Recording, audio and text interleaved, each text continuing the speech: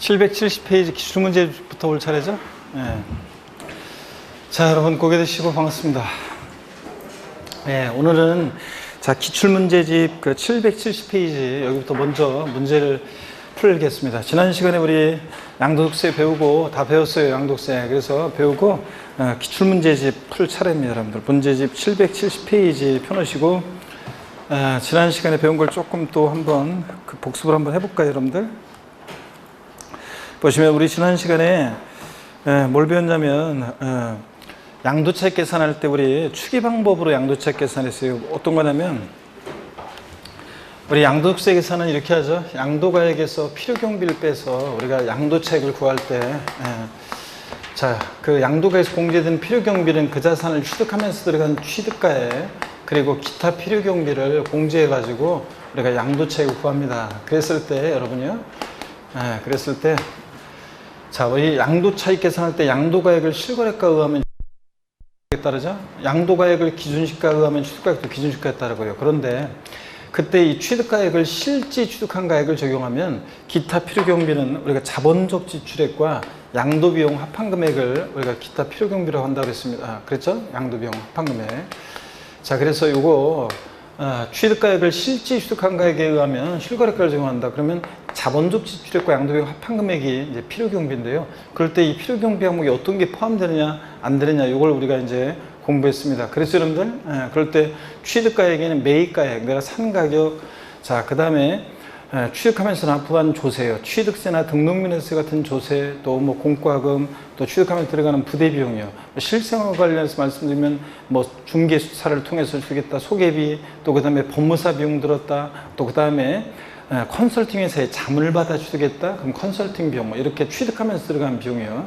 근데 이 취득가액에 현재가 차린 차금이라는 건 어떻게 한다? 포함한다고 그랬습니다. 현재가 차린 차금은 포함하고, 부당행위 계산에 의한 시가초과액은 제외하고. 안 했어요, 여러분들? 예?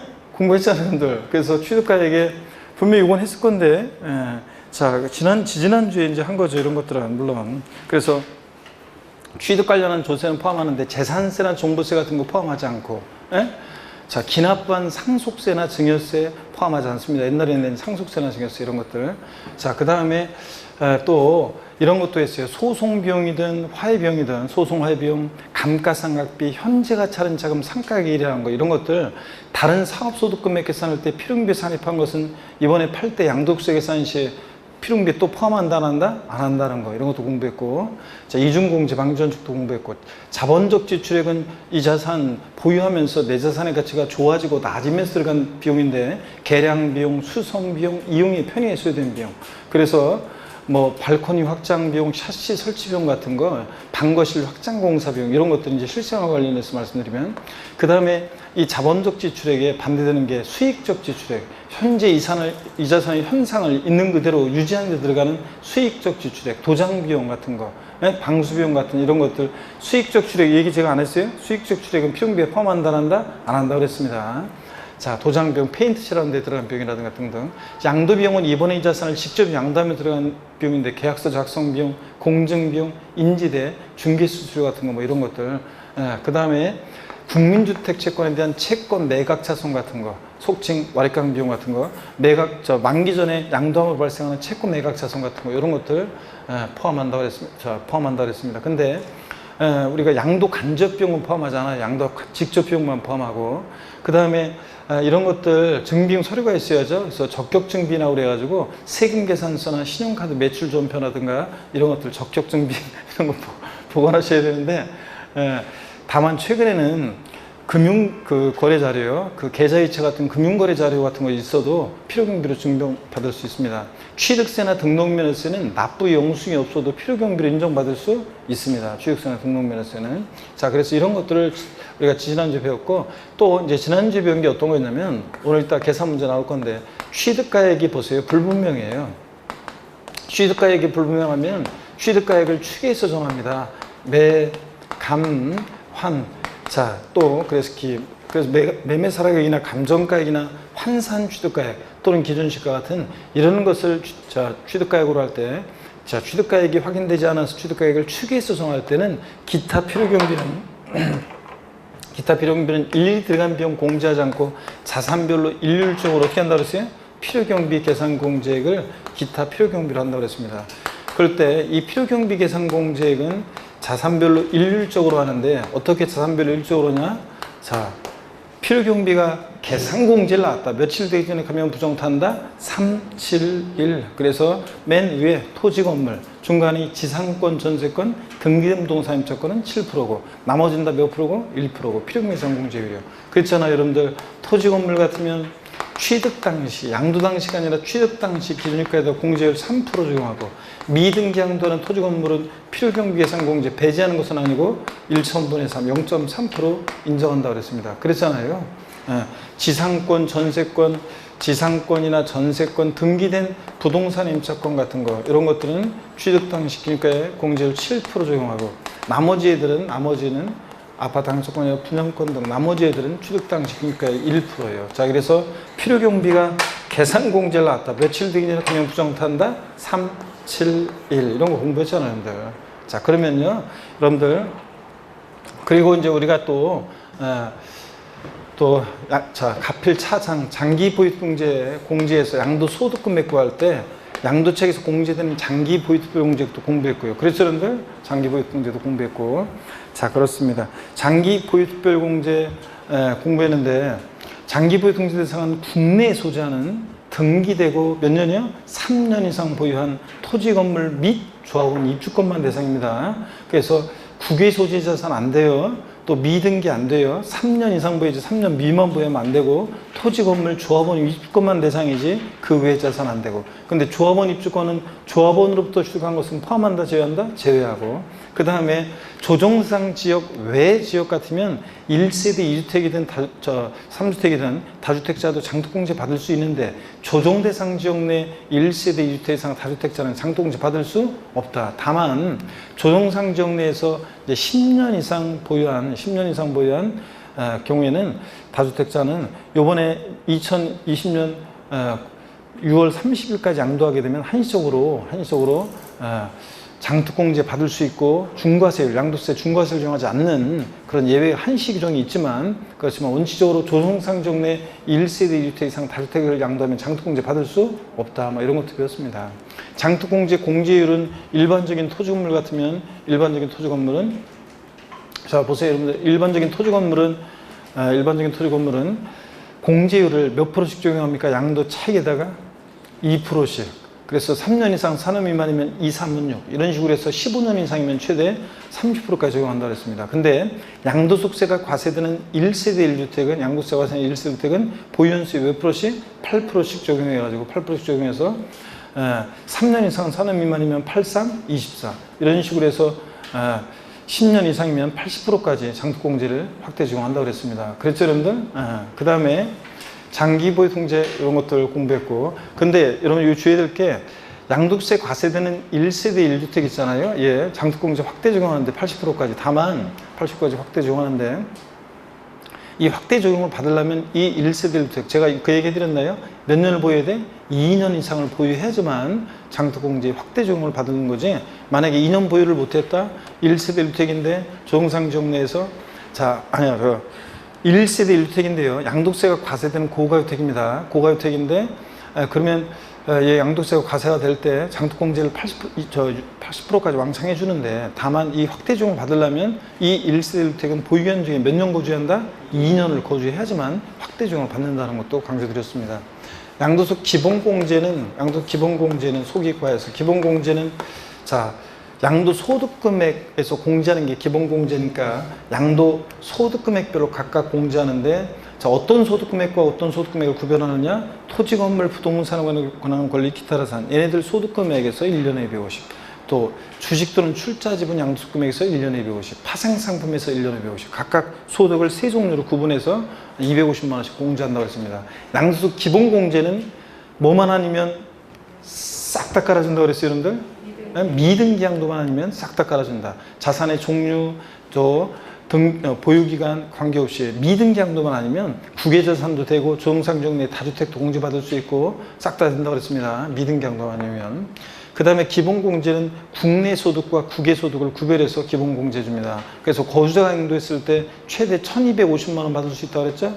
왜냐하면 파생상품은 국내와 국외를 합산해서 얼마? 250만 원 공제합니다. 이런 것까지 우리가 배웠고요. 과세표준 결정됐어요. 곱하기 세율인데 양도세 세율은 대상 종류에 따라 달라집니다. 그죠?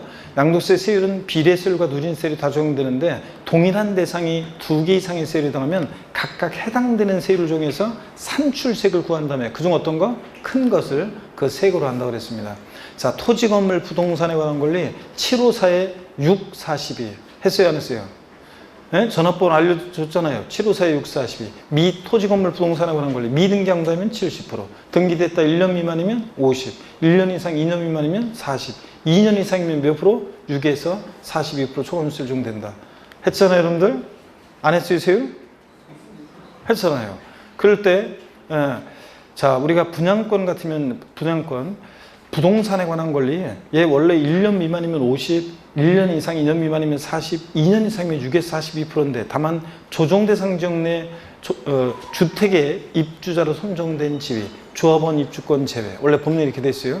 그러면 분양권을 말하는데 조정상 지역 내에서 분양권을 전매하면 무조건 보유경 관계없이 몇 프로다? 50% 양도세 세율이 적용된다고 그랬습니다. 그렇죠, 여러분들? 토지, 건물, 부동산에 관한 권리. 자, 754에 642. 그래서 미등기 70, 등기됐다 1년 미만 50, 1년 이상 2년 미만 40, 2년 이상이면 6에서 42%입니다. 다만 비삼용 토지는 요 기본세에다 몇 프로? 10%를 할증해. 그래서 16%부터 52%까지 초과 누진세율이 적용된다고 했습니다.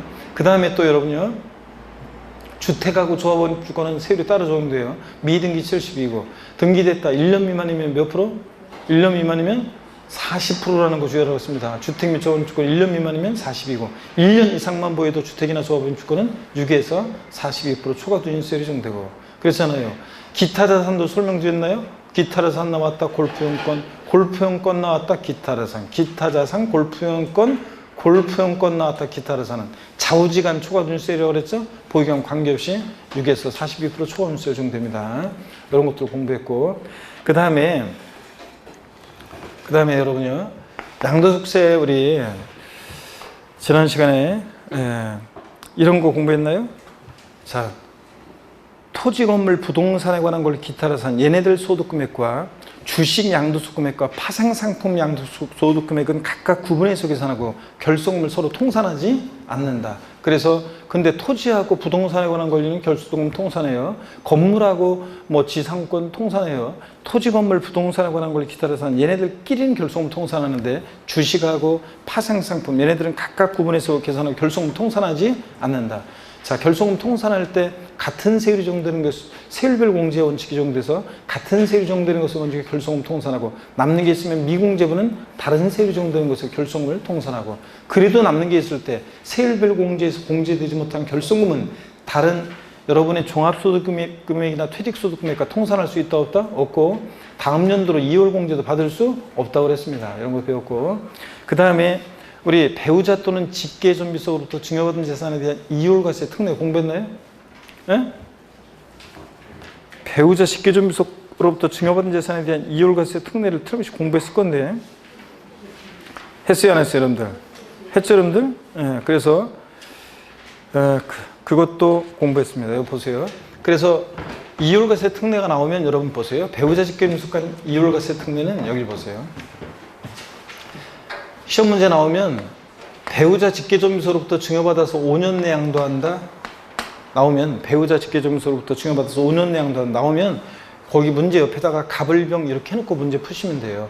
자, 증여자, 수증자 제3자인데 갑을병만 해놓고 이제 상상하시면 되는데 배우자 직계존비속으로부터요 어떤 재산을 증여받았어야 되냐면 다른 건 안 되고 토지, 건물, 자 특정 시설물 이용회원권 또 골프용권 같은 무슨 이용회원권이에요. 그래서 작년에 부동산을 취득할 수 있는 권리가 추가가 됐어요. 배우자 직계존비속으로부터 증여받은 재산에 대한 이율과세 특례, 그 증여재산에 분양권 같은 거. 여태까지 뭐냐면 사람들이 분양권도 있잖아요. 자, 한 사람 명의로 당첨을 받아요. 그래가지고 부부간에 있죠. 부부간에 이제 프리미엄이 붙잖아요. 그러면은 배우자한테 지분을 명의로 공동 명의로 바꿔버려요. 바꾸면서 6억 원까지 증여 공제받는 것을 악용해 가지고 이제 이렇게 흔히 분양권을 이렇게 프리미엄 붙으면은 공동 명의로 이렇게 바꿔가지고 팔고 막 이런 거 했어요. 그렇게 하면 세금을 줄 수 있었거든요. 자, 그래서 그런 것 때문에 사람들이 잔머리 굴리기 때문에 자, 분양권도 추가했습니다. 그러니까 부동산을 취득할 수 있는 권리도 추가해가지고 토지 건물 부동산에 관한 토지 건물 또 특정 시설물 이용권권 또 그다음에 부동산을 취득할 수 있는 권리를 배우자 직계존속으로부터 증여받아서 몇 년 내에 양도할 때 이율과세 특례가 적용돼요? 5년 내에 양도하면 이율과세 특례가 적용돼요. 누가 납세무자라고 그랬어요? 누가 납세무자입니까? 갑이 납세무자예요? 수증자가 납세무자지. 증여받은 수증자가 납세무자인데 다만 양도소득세 계산 시에 취득가격이라든가 취득시기는 다 누굴 기준으로 판단한다고 했어요? 증여자를 기준으로 판단한다고 그랬습니다. 그래서 보유기금도 당초 증여자가 취득한 날부터 양도일까지로 해가지고 보유기간 계산하고 그잖아요. 그 다음에 증여자가 취득한 가격으로 해가지고 양도가격 이렇게 해서 양도차익 계산하고 그렇잖아요, 여러분들.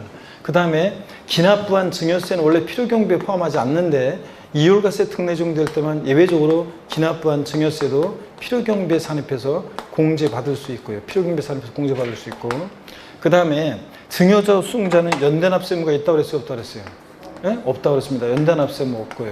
그래서 이게 이율과세 특례 전부예요. 자, 배우자 직계존속으로부터 증여받아서 몇 년 내? 5년 내 양도하면 이율과세 특례 적용되는데 누가 납세무자입니까? 수증자. 그런데 취득가격이나 취득시는 다 누굴 기준으로 판단한다? 증여자 기준으로 판단한다는 거. 이런 거. 즉 기납부한 증여세 필요경비 산입해서 공제받을 수 있다는 거. 연대납세는 없다는 거. 요거 알면 되고요. 그 다음에 또 보시면요. 이건 이율과세 특례고 배우자 직계존비속간 이건 배우자 또는 직계존비속간 증여받은 재산에 대한 이율과세 특례고요. 이율과세 특례고. 그 다음에 이제 우리가 또 뭘 배웠냐면 부당행위 예산 부인 특례는 특수관계자간만 적용된다고 그랬어요. 특수관계자간에 부당행위로 계산된 계산을 부인하는 특례 배웠잖아요. 부인하는 특례. 요거는 자, 두 가지 유형이 있다고 그랬습니다. 하나는 특수관계자간에 증여 후 우회 양도, 증여했다가 우회 양도는 증여 후 우회 양도가 있고, 그죠? 그래서 요거는 우회 양도는 어떻게 기억하라고 그랬냐면, 이거는 보세요. 꺾어지는 그림이에요. 증여자, 수증자, 제3자. 이렇게 해놓고 문제 풀면 돼요. 특수관계자로부터, 삼촌으로부터 조카가, 뭐 사촌 형으로부터 형이 동생에게, 뭐 이렇게 특수관계자에게 증여했다가 증여받아서 몇 년 내에 양도할 때요? 몇 년 내에 양도할 때 이율과세 특례 적용돼요? 5년 내. 이율과세가 아니라 부당행위 선분 특례. 자, 특수관계자로부터 증여받아서 5년 내에 양도하면 부당행위 선부인 특례가 적용되느냐? 그렇지 않다고 그랬어요. 얘는 조세의 부당한 감소가 있어야 되는데 그 판단을 어떻게 하느냐? 조세의 부당한 감소 판단을 수증자가 부담하는 증여세액과 수증자가 양도한 것에 대한 양도소득세액을 계산해서 이 두 개 합한 금액이 당초 증여자가 직접 양도했을 것이라고 가정해서 계산한 요 양도소득세액보다 직접 가정해서 양도한 것으로 계산한 요 양도소득세액보다 요 두 개 합친 게 뭐 할 때요? 더 적어요. 그러면 지가 직접 양도하면 세금 더 나올 것 같으니까 우회적으로 돌렸다고 해서 얘네들 계산을 싹 부인한다고 그랬습니다. 예? 요거에서. 그래서 수증자한테 증여세 부과하지 않고 낸 게 있으면 돌려주고 양도소득세 부과하지 않고 당초 증여자가 직접 제3자에게 양도한 것을 봅니다. 자, 그래서 얘 당초 증여자 수증자인데 당초 증여자가 제3자에게 직접 양도한 것을 보고 이걸 싹 부인하고 그래서 납세무자 누가 되느냐? 당초 증여자가 납세무자고 당초 증여자가 그 다음에 증여세 부과하지 않고 그 다음에 이때는 증여자 수증자가 연대납세무가 있어요 없어요? 증여자 수증자 사이에 연대납세무가 있고요 여러분들 이런 거예요 이거. 그래서 증여 우양도는 자기가 직접 양도하면 세금 더 나올 것 같은 거 우회적으로 돌렸다고 해서 이렇게 계산을 싹 부인하는데 그 판단 조세에 부당한 감소가 있는지를 어떻게 판단하느냐? 수증자가 부담하는 증여세와 양도세 합한 금액이 당초 증여자가 직접 양도한 것으로 가정해서 계산한 양도세보다 더 적으면 얘네들 계산을 싹 부인하고 당초 증여자가 직접 양도한 것을 봅니다. 네? 차이점은 얘는 자, 당초 증여자가 납세의무자인데 이율과세 특례는 수송자가 납세의무자고, 자, 증여세 낸 거 이율과세 특례는 필요경비에 상입해서 공제받을 수 있는데 여긴 증여세 아예 부과하지 않고 낸겠으면 돌려주고, 증여 수송자 사이에 연대 납세의무가 없는데 이율과세 특례는 어차피 한 몸이니까. 근데 배우자 직김수금, 근데 증여 후 우양도는 연대 납세의무가 있다는 거. 자, 이런 것들을 여러분들이 자 비교를 하시고, 그 다음에 특수관계자 간에 또 하나가 유형이 있죠. 부당해선배 특례는 특수관계자 간에 자 시가보다 낮게 양도하거나 시가보다 높게 고가로 양수하는 경우. 그래서 이거 어떻게 외우라고 해서 헷갈리니까, 그렇죠? 저도 세법 고수입니다. 이렇게 외우라고 그랬습니다. 저도 저가양도 고가양수. 그래서 특수관계자 간이어야 되고, 그 다음에 시가보다 낮게 양도하고 낮게 양도하거나 높게 취득해야 돼요. 자, 그래서 저도 세법 고수입니다고. 그 다음에 그래서 이거는 시가와 대가의 차이가, 그 조세부담 감소 판단 어떻게 하느냐? 시가와 대가의 차이가, 시가와 대가의 차이가, 자, 금액으로 얼마요? 3억 원 이상 차이 나거나, 금액으로 3억 원 이상 차이 나거나, 또는 시가와 대가의 차이가 시가의 몇 프로? 5% 이상 차이가 날 때 조세부담 감소가 있다고 그랬습니다. 조세부담 감소가 있다고 판단되면, 여기에 해당되면 얘네들이 계산을 부인하고 뭐로 양도세를 계산한다? 시가로 계산한다 그랬습니다. 시가를 양도가 기회는 취득가율로 계산한다 그랬습니다. 그래서 여러분들 이런 걸 우리가 배웠습니다. 자, 그 다음에 우리가 어려운 내용들을 지난주에 다 공부했고요. 그 다음에 또 봅니다. 양도소득세는 신고납부하는 세금인데, 신고납부할 때, 자, 신고납부할 때 예정신고납부, 확정신고납부가 있습니다. 양도세 예정신고납부할 때 양도 차익이었거나 양도 차손 때도 예정신고하여야 한다고 그랬습니다. 하지 아니한다, 할 필요 없다, 생략할 수 있다, 다 틀리고. 자, 부동산 등을 양도했다 그러면 예정신고 기한은 언제입니까? 원칙적으로 주식 빼놓고 양도세, 토지, 건물, 부동산에 관한 권리, 기타 사항, 예정신고 기한 언제다? 양도일이 속하는 달의 말일로부터 2개월입니다. 양도일이 속하는 분기 말일 아니고 달의 말일로부터 2개월. 예? 그잖아요. 토지거래 허가구역 내 거래다 허가일 전에 대금이 청산됐다. 그럼 언제부터? 허가일이 어떤 게 나중인지 보면 되죠. 허가 전에 대금이 청산됐다. 허가일이 속하는 달의 말일부터 몇 개월 내? 2개월 내고. 자, 그 다음에 또 허가구역에 해제가 있었으면 허가 전에, 그러면 해제일이 속하는 달의 말일부터 2개월이 내고, 뭐 이런 것들. 그 다음에 부담부 증여의 경우 특이하게도 양도일이 속하는 달의 말일부터 몇 개월 내? 3개월이에요. 주식 출자 지분은 양도일이 속하는 반기, 상반기, 하반기, 반기 말일부터 2개월이 내고. 근데 그렇게 다 2개월인데 부담부 증여만 양도일이 속하는 달의 말일부터 몇 개월이다? 3개월. 이런 거 주의라고 그랬습니다. 그 다음에 양도소득세 예정신고납부 불성실하면 가산세 적용됩니다. 신고기한 하루만 딱 지나도 신고불성실 가산세 40, 20, 10% 깔고 하루하루 지날 때마다 납부지연 가산세가 1일 0.025%, 1십만 분의 20으로 적용되고요. 그 다음에 확정신고납부, 뭐만 책만 이렇게 열심히 막 뒤적거리면서 확정신고납부 기한입니다. 확정신고납부는 역시 양도소득 과세표준 금액이었거나 결손금액이 있는 때도 확정신고해야 한다고 그랬습니다. 또 그 다음에 양도소득세요. 확정신고 기한은 양도일이 속하는 과세기간이 다음 연도 5월 1일부터 5월 31일까지입니다. 5월 1일부터 5월 31일까지고. 그죠? 그 다음에 확정신고 역시 불성실하면 가산세 적용되는데 예정신고나 확정신고나 다 가산세 적용되는데, 다만 예정신고 납부와 관련해서 가산세가 부과된 부분에 한정해서는 확정신고 납부 시에 다시 가산세가 부과되지는 않습니다. 예? 이런 것도 했었고. 그 다음에 건축물을 신축 또는 증축하고요. 그 신축 또는 증축일로부터 5년 내에 양도하는데, 근데 취득가격을 감정가액이나 환산취득가액으로 하게 되면 그 감정가액 또는 환산취득가액, 산출세가 아니고 감정가액 또는 환산취득가액 몇 프로? 5% 상당한 금액을 결정세에 더합니다. 즉 5% 가산세 적용된다는 거. 산출세가 없어도 적용합니다. 요거 2020년 개정세법 요거 꼭 알아두라고 그랬잖아요. 자, 그 다음에 양도소득세 예정신고를 불성실했어요. 다음 연도에 확정신고를 이행한 경우에 예정신고 불성실에 대한 가산세는 적용하지 아니한다. 그렇죠, 여러분들? 예? 아니에요? 그렇습니다. 남남이라고 그래서 예정신고, 확정신고는, 그래서 예정신고를 불성실해요. 다음 연도에 확정신고 하든 안 하든 상관없이 예정신고 불성실에 대한 가산세가 적용돼요. 다만 다음 연도에 확정신고를 하게 되면 예정신고 불성실에 대한 무신고 과소신고가산세 몇 프로? 20%는 깎아준다. 50% 깎아준다고 그랬습니다. 50% 감면해준다. 이런 것도 배웠고요. 자, 그 다음에 등등 배웠습니다. 국외자산에 대한 양도소득세, 국외자산, 물납 안 했구나. 양도소득세는 물납 안 되는데 분할납부는 됩니다. 납부할세 얼마 초과할 때? 1천만 원 초과할 때.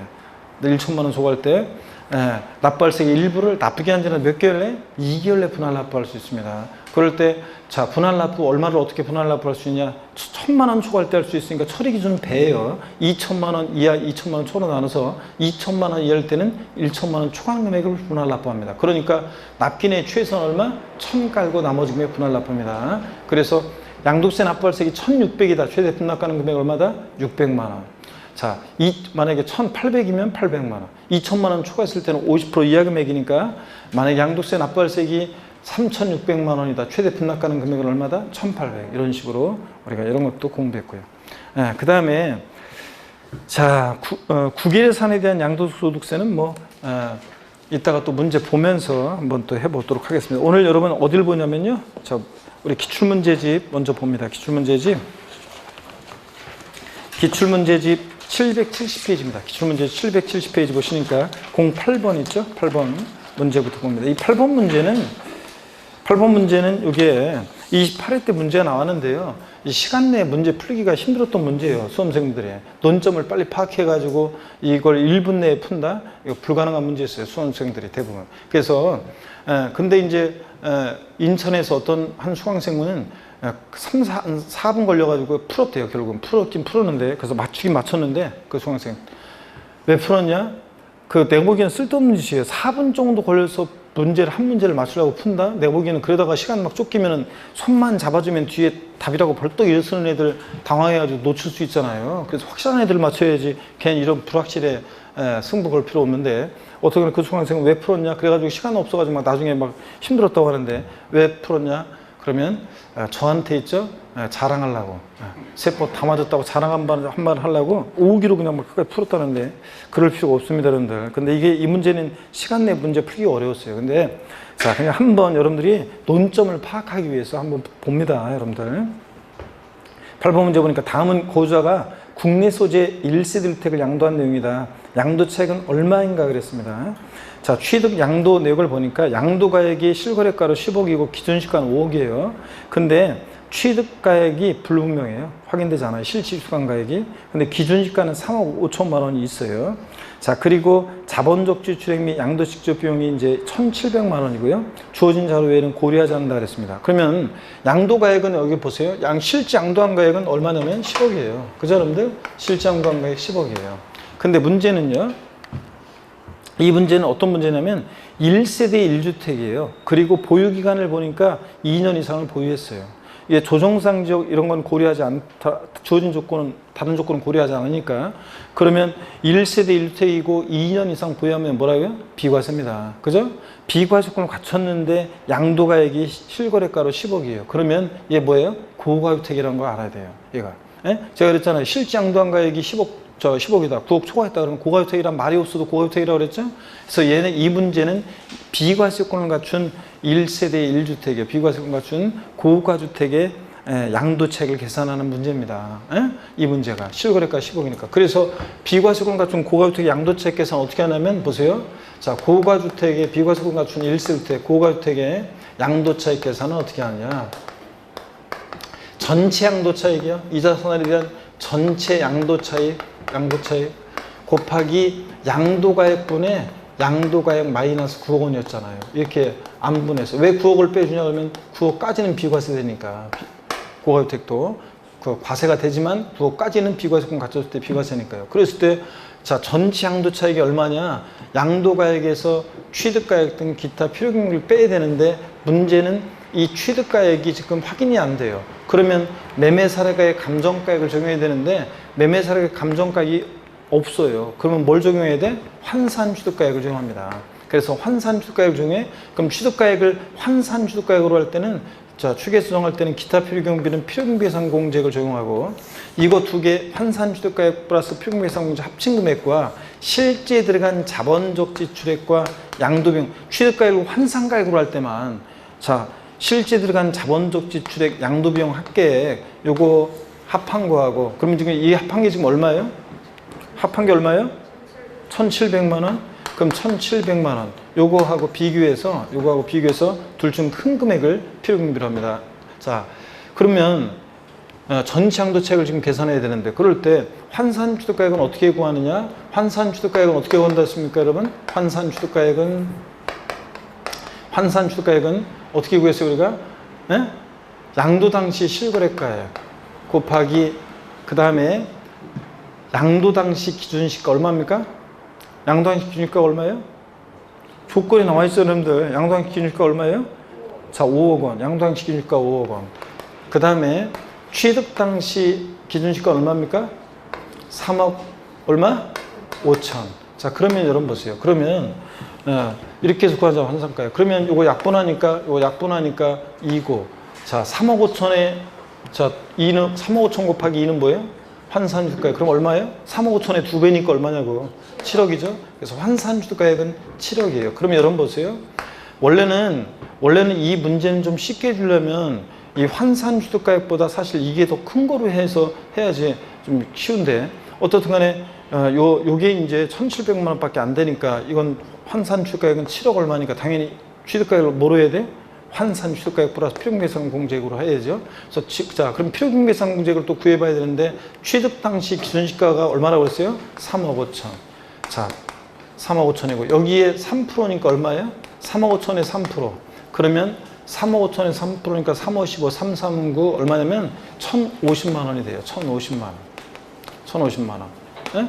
그러면은 자, 필요경비가 환산취득가액 7억, 그 다음에 기타 필요경비, 필요경비상공제, 그래서 7억 얼마? 1,050만 원이에요. 그럼 10억에서 실제 양도한가액 10억에서 7억 1,050만 원을 빼요. 그러면 전체 양도차익이 얼마가 돼요? 예? 10억에서 7억 1,050만 원을 빼요. 그러면 얼마가 됩니까? 2억 얼마예요? 2억 8천 얼마? 950만 원? 이렇게 되나요? 자, 그러면은 전체 양도차익 나왔어요. 그러면 전체 양도차익 곱하기 양도가액 얼마입니까? 10억분의 양도가액 10억 마이너스 9니까 요거 1이고, 그러니까 2억 8,950만 원의 10분의 1이에요. 그러면 자, 2억 전체 양도차익은 2억 8,950만 원의 10분의 1이니까 얼마입니까?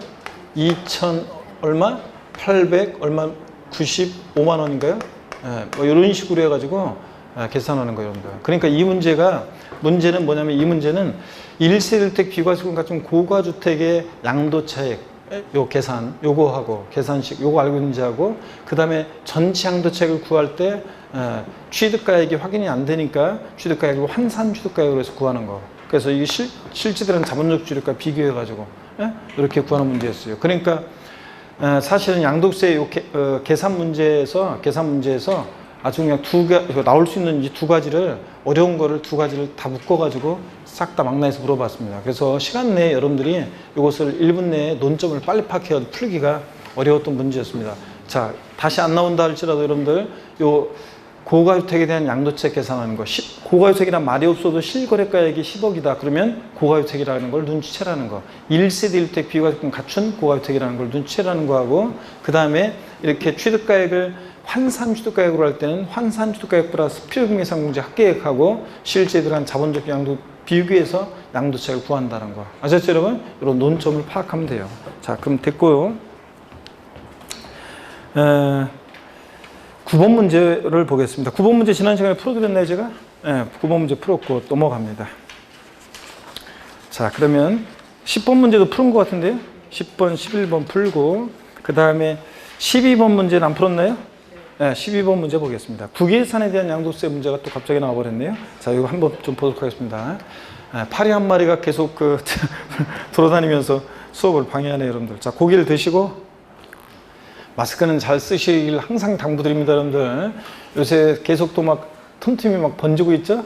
그런데 그 기사를 보면 어느 곳은 확진자가 있었었는데도 많은 사람이 있었는데 한 사람도 확진자가 다 전수검사했더니 한 사람도 안 나오는 데가 있죠. 그런 곳은 왜 그러냐, 그 확진자도 마스크를 쓰고 또 다른 사람들 마스크 쓰고, 그런 곳은 하나도 안 걸리고, 근데 그냥 마스크 안 쓰고 헬렐레 하는 곳은 그냥 막 싹 다 걸리고, 그래서 항상 제가 얘기하지만 가장 자기가 사랑하는 사람들한테 일단 가장 민폐를 끼칩니다. 그죠? 생명을 위협하고 민폐를 끼치고 막 그렇게 됩니다. 그러니까 여러분들도 항상 잘 챙기시고 개인위생 철저히 하시고 해야 되겠습니다. 그래서 마스크만, 제가 보기에는 이걸 겁낼 게 없는 게, 이 코로나19는 마스크만 잘 쓰고 그 다음에 손만 수시로 손 세정 이거 잘 하고 이렇게 하면은 제가 보기에는 뭐 걸릴 리가 없어요. 그러면 제가 보기에는. 그래서 잘 이렇게 하시길 당부드립니다.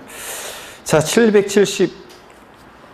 4페이지 기출문제 계속 이어서 봅니다. 12번 문제를 보니까요, 27회 때 문제인데 국외재산에 대한 양도소득세 내용이에요. 한번 보면 소득세법상 국외재산의 양도에 대한 양도소득세 과세에 있어서 국내재산 양도에 대한 양도세 규정 중 준용하지 않는 거, 그런데 그냥 준용하지 않는 거 한번 그냥 여러분들이 읽어보시는데 기준시가라든가 뭐 물납이라든가 이런 것들은 허용되지 않는다는 게 그 끝에 나와 있죠, 여러분들. 다른 것도 한번 읽어보실 때 미등기에 관련한 거라든가 뭐 이런 것들. 자, 여러분 절 보세요. 국외산 양도시에 적용하지 않는 거, 등기제도나 기준시가에 관한 것은 상적으로 생각해 보세요, 여러분들. 자, 우리나라가 전 세계 부동산, 남극, 북극, 아프리카, 아시아, 오세아니아, 남미, 북미, 중미 빠진 데 어디 있어요? 유럽, 뭐 이런데 전 세계 부동산에 대해서 어떻게 등기부를 관리하고 기준시가를 관리해요. 그러니까 당연히 그러니까 국외재산 양도시에는 당연히 기준시가나 등기부 관련한 내용은 적용이 있다 없다? 없습니다.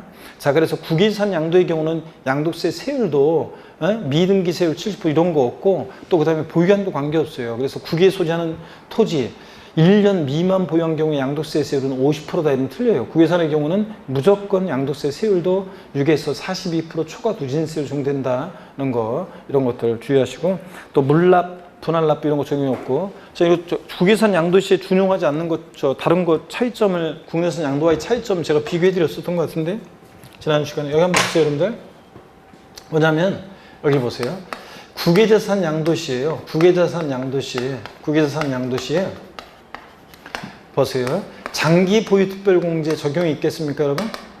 없다고 그랬습니다. 우리나라 다른 나라의 국가경제까지 신경 안 써줘요. 장기 보유 유도 안 해줍니다.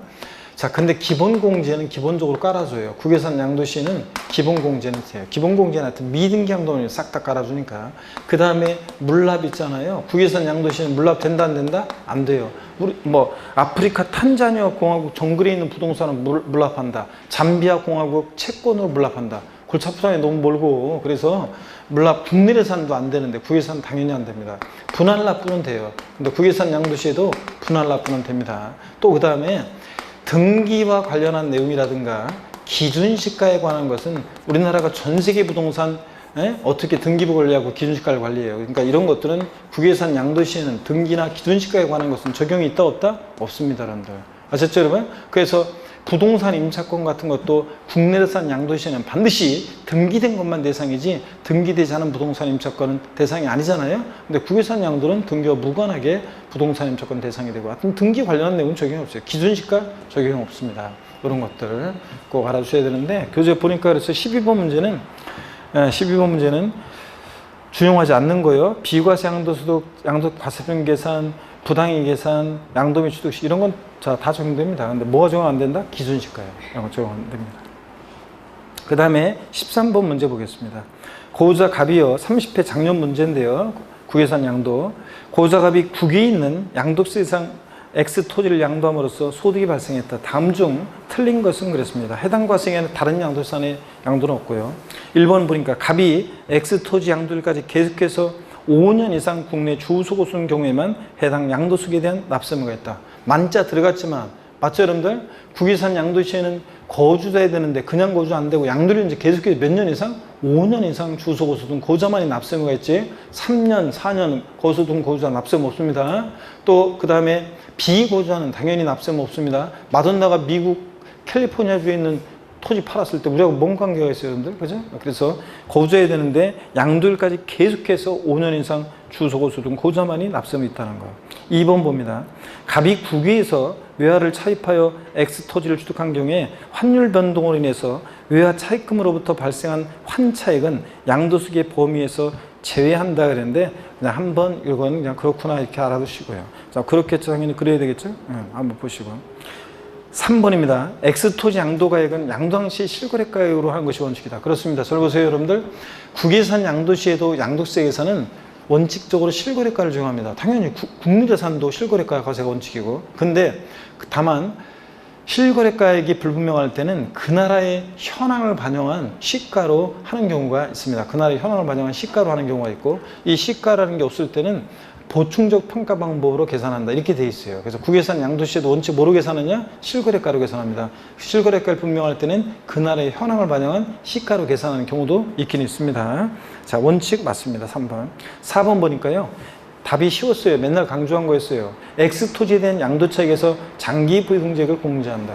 국외산 양도시에는 제가 맨날 작년에도 시험 비교해, 맨날 시험 강의할 때 제가 작년에도 국외산 양도시의 장특공제는 우리나라가 다른 나라 국가공제까지 신경 써서 장기 보유 안 해준다, 기본공제는 된다, 물납은 안 되고 분할납부는 되고, 이거 맨날 적어드린 거예요. 그러니까 자, 당연히 요 4번 답을 골라낼 수 있었어야 됩니다. 작년에도 쉬운 문제였어요. 그래도 이거는 맞죠, 주는 문제예요. 당연히 국외산 양도시는 장특공제 적용하지 않습니다. 4번 정답 당연히 맞췄어야 되는 문제였고, 맨날 강조드린 얘기니까. 5번입니다. X토지에 대한 양도소득 소득금액에서 양도 기본공제로 250만 원 공제한다. 기본공제는 그냥 싹 다 깔아준다고 그랬죠? 저 장특공제가 안 되는 거죠. 그래서 4번을 정답으로 골랐어야 됩니다. 작년에. 그래서 어렵지 않은 문제였고요. 작년에. 13번 문제는. 14번 봅니다. 27회 때 문제 비과세 요건 했었죠, 우리? 네, 요거는 했었고요. 15번 문제로 또 갑니다. 문제가 지금 막 섞여져 있어가지고.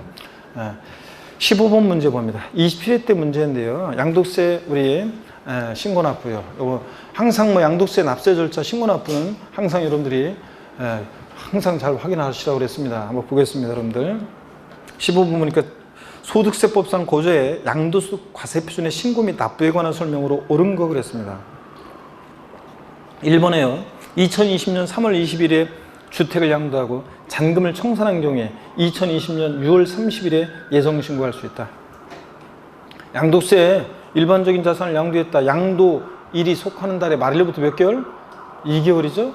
그러니까 언제예요? 지금 3월 21일이니까 양도일이 속한 달 말일로부터 2개월이니까 5월 31일이 되죠. 5월 31일이 됩니다. 그래서 1번 틀렸고요. 2번 봅니다. 확정신고 납부 시 납부할 세액이 1,600만 원인 경우 600만 원 분할 납부할 수 있다. 양도세는 1,000만 원 초과할 때 분할 납부할 수 있고, 처리 기준은 2,000만 원 이하, 2,000만 원 초과 나눕니다. 2,000만 원 이하일 때는 자 1,000만 원 초과하는 금액을 분할 납부할 수 있으니까 납기내 최소 얼마 깔고 1,000 깔고 나머지 금액 분할 납부요. 그래서 맨날 이것도 27회 시험 전에요. 맨날 양도세 뭐 납부할 세액이 1,400일 때는 얼마냐, 1,800일 때는 얼마냐 맨날 했던 거예요. 이것도. 그러니까 맞춰서 되는 문제입니다. 최대 분할 납부 가는 금액은 얼마다? 600만 원. 맞습니다. 1,000 깔고 나머지 금액.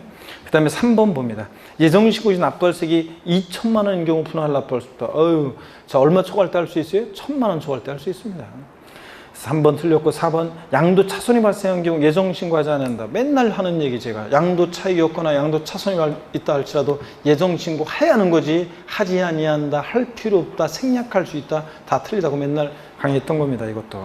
그래서 당연히 틀렸고요. 자, 해야 되고, 그 다음에 5번입니다. 예정신고하지 않은 거주자가 해당 과세기간에 과세 표준이 없는 경우 확정 신고하지 않는다. 아니에요. 양도소 과세 표준이 없거나 결손금이 발생한 때도 확정 신고 하여야 하는 거지, 하지 아니한다, 할 필요 없다, 생략할 수 있다. 역시 다 틀립니다. 그래서 정답은 2번이 정답이었습니다. 16번 문제 봅니다. 양도세 세율 문제인데요. 소득세법상 등기된 국내 부동산에 대한 양도소 과세 표준의 세율에 관한 내용으로 옳은 거 그랬습니다. 1번에 1년 6개월 보유한 주택 그랬습니다. 주택 및 조합원 입주권은 1년 미만이면 몇 프로? 등기됐을 때 1년 미만이면 40%. 1년 이상만 보여도 얘는 뭐라고요? 6에서 42%입니다. 1년 6개월이니까 6에서 42% 초과준세율 정도이죠? 1번 틀렸고, 2번 2년 1개월 보유한 상가 건물 40%라고 했는데, 자, 토지 건물 부동산에 관한 권리는 등기됐을 때 1년 미만이면 50, 1년 이상 2년 미만 40%, 2년 이상 보유하면 뭐라고요? 6에서 42%, 754에 6, 42, 2년 이상일 때 뭐예요? 6에서 42%입니다. 초과준세율. 2번 틀렸죠? 외우라고 했는데 여러분들 세율 외우셔야 됩니다. 3번 봅니다. 이거 안 외우고서는 어떻게 이걸 뭐 이해해가지고 풀 수 있는 방법이 없잖아요. 이건 외워야지. 그죠, 여러분들? 그래서 세율 같은 것은 우리가 외워야지 뭐 이거는 외우지 않고는 뭐 어쩔 수 없어요. 저는 숫자가 약해서 그런데, 에이, 뭐 숫자가 약하다는 것은 뭐 막 그 우리가 뭐 세무사 시험이나 학개론처럼 막 그냥 계산 복잡하게 막 하는 것도 아니고, 그냥 이런 거는 그냥 외우면 되는 건데 뭐 저는 숫자가 약해서 이런 거 하고는 관계없는 것 같아요. 내가 돈 받을 게 얼마다 생각해 보세요. 그럼 절대 안 까먹을 거 아니에요. 숫자가 약해가지고 누구한테 내가 막 650만 원 받을 거 있는데 숫자가 약해서 나는 돈 받을 거 까먹어요? 자, 이런 건 외우면 되는 거니까 외우셔야 되겠습니다. 자, 그래서 2번 봅니다. 아니, 진짜요. 그래요. 아니, 그래요. 내가 숫자가 약해서요. 그런 사람 있거든요. 그러면 돈 받을 거 있을 때 그 돈 받을 거 기억 못 하겠네요. 숫자가 약해가지고. 아, 그런 건 틀리죠. 그런데. 아, 똑같은 거지. 뭐, 이거는 뭐, 복잡한 뭐 수학 공식이 동원되는 것도 아니고, 예? 미적분 나오는 것도 아니고, 무슨 복잡한 막 저기도 아니고.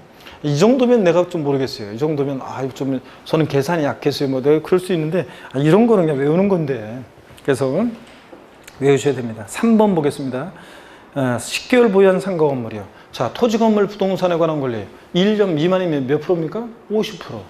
맞잖아요. 3번 정답. 4번 6개월 보유한 1주택. 주택 및 조합원 주권은 1년 미만이면 몇 프로입니까? 40%입니다. 1년 미만이면 40%야죠. 5번이요. 1년 8개월 보유한 상가 건물. 토지 건물 부동산에 관한 권리 1년 미만이면 50. 1년 이상 2년 미만 40%입니다. 1년 이상 2년 미만이니까 40%고요. 자, 이렇게 해서 외우시고 17번 문제 보겠습니다. 30회 수정 문제인데요. 한번 보겠습니다. 소득세법상 작년 문제입니다. 거주자가 국내에 있는 자산을 양도한 경우에 양도세 과세표준에 적용되는 세율로 틀린 거 그랬습니다. 단 주어진 자산이나 해당 조건 외에는 고려하지 않는다. 1번이요. 자, 보유기간이 1년 이상 2년 미만인 등기된 상업용 건물. 우리 맨날 외우라고 하면서 754에 6412로 맨날 외우고 그랬던 건데 외웠어야 됩니다. 자, 건물이요. 예? 1년 미만 50. 1년 이상 2년 미만이면 몇 프로입니까? 40%. 맞잖아요. 2번, 보유기간이 1년 미만인 조합원 주권. 주택 및 조합원 주권은 세율이 같이 가죠? 1년 미만이면 몇 프로입니까? 40%입니다. 맞고.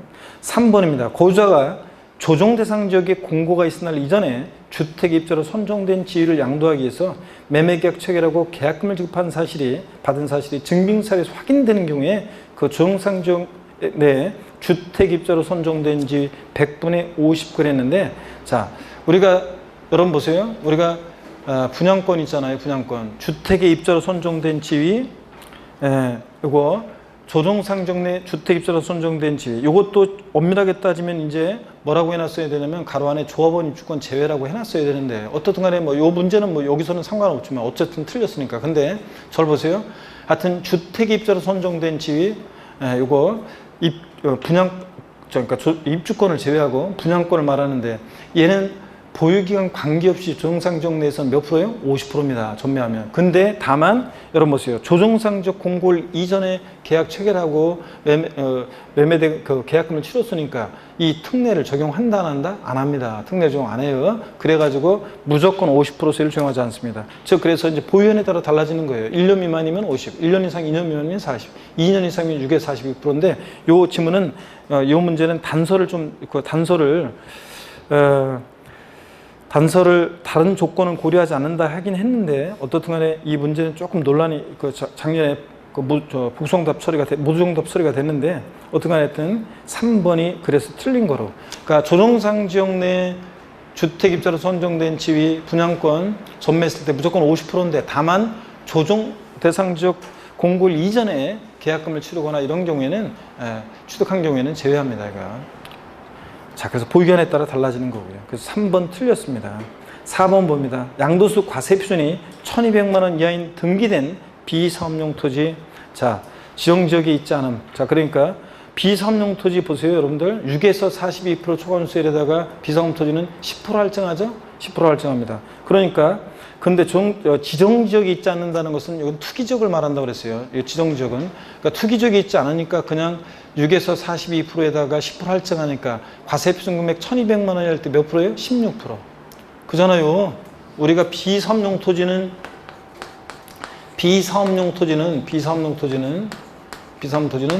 6에서 42% 요 초과 누진세율에다가 기본세율에다가 10% 할증합니다. 그러니까 몇 프로예요? 16%부터 과세표준 금액 1,200만 원이면 16%, 그 다음에 5억 원 초과했다 그러면 초과 금액에 대해서는 52%까지 이렇게 초과 누진세율 정되잖아요. 자, 그래서 1,200만 원 이하 몇 프로라고요? 16%예요. 자, 이거는 우리가 과세표준 금액 1,200만 원 이하 할 때 6%, 비사무 토지는 10% 할증해서 16%, 이런 건 기본적으로 우리가 외워두시라고 그랬었습니다. 처음과 것은. 그래서 4번 맞고요. 5번 미등기 건물, 미등기 양도 제외재산이 아니라면 몇 프로입니까? 70%고요. 이렇게 해서 여러분 양도세 세율을 우리가 대상 종류에 따라 외워두셔야 되고요. 넘어갑니다. 18번 문제 우리가 풀었나요? 18번 문제 안 풀었어요? 그럼 18번 문제 한번 또 보도록 하겠습니다. 18번 문제 보니까요. 소득세법상 양도소득세에 관한 설명으로 옳은 거 그랬습니다. 1번에 고자가 국유 토지를 양도한 경우 양도일까지 계속해서 10년간 국내 주소를 두었다면 양도소 과세표준 표준을 예정신고 납부해야 한다. 국유의 토지니까 국유산 양도시 양도세 납세무자는 양도를 이제 계속해서 몇 년 이상? 5년 이상 주소곳은 고자예요. 그러니까 10년간 국내 주소를 두었으니까 5년 이상 주소곳을 둔 자잖아요. 납세무가 있죠? 예정신고해야 한다. 맞습니다. 어떤 수강생은 아니잖아요. 5년이잖아요. 막 그러면서 저기 하시는 분이 있는데 5년 이상 주소곳을 둔 고자가 납세무자니까 10년간 국내에 주소를 뒀으니까 당연히 납세무자가 되는 거죠? 아니잖아요. 5년이잖아요. 막 이렇게 우기면 곤란해 여러분들. 그래서 1번 정답입니다. 아니 실제로 있어가지고 제가 2번 봅니다. 비고자가 국외 토지를 양도한 경우 양도세 납세무가 있다. 비고자가 마돈나가 미국에 있는 토지 팔았는데 우리한테 납세무가 있어요? 당연히 납세무 없죠. 3번입니다. 고자가 국내 상가 건물 양도한 경우 고자의 주소지와 상가 건물의 소재지가 다르다면 양도세 납세지는 상가 건물의 소재지다. 그래요? 국세는 고자일 때 어디입니까? 주소지지. 주소지 직각관에 분류를 하고 부산에 부동산 있고 주소지는 서울이고 그러면 당연히 그 주소지 관할 세무서지 부동산 소재지가 아니라고 그랬습니다. 그 다음에 하여튼 지방세는 물건소지, 국세는 주소지요.